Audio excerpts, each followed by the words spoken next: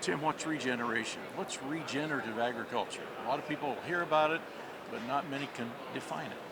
Yeah, regenerative agriculture is a newer term, and it is a broad term.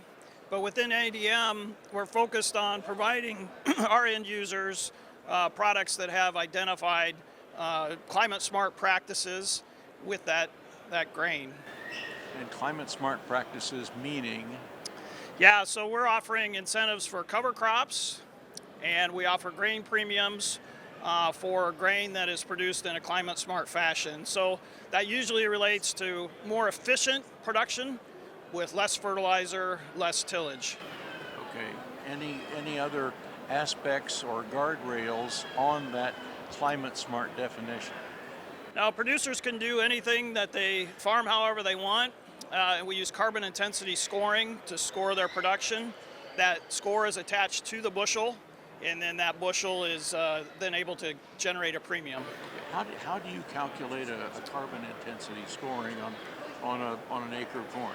Yeah, so we have a third party called Gradable that does that scoring process, and they look at the production practices, things like fertilizer use, tillage, and passes across the field are important. So if you can produce more with less, you're going to get a better carbon intensity score. All right. Now, does that amount vary from one farmer to the other, or is it a set amount for a certain carbon intensity?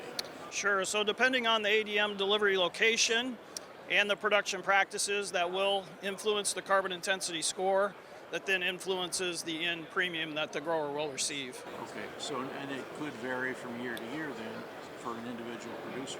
Sure, our programs are annual programs. It's only an annual commitment, and we do vary each year the program. We have not finalized our 2025 programs yet, so those will be announced later this spring. Okay, now with the government kind of erasing climate issues out of their system, is this affected at all by what ADM is doing?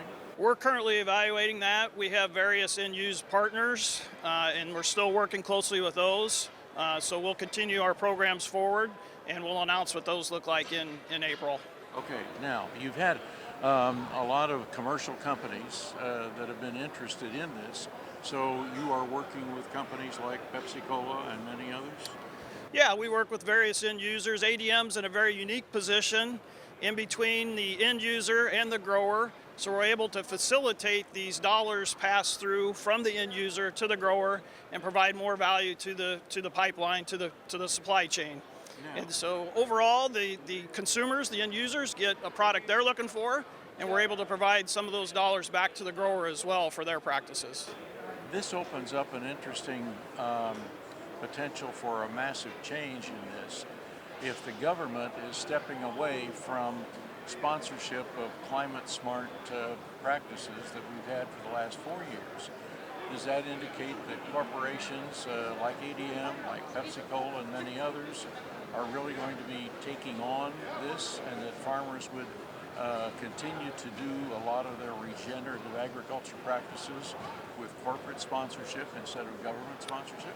So ADM has a long-term history over several years of working with these corporate partners, and we'll continue to develop those as we have and continue that into the future. So we don't see anything changing there. We'll continue to grow and expand those programs into the future.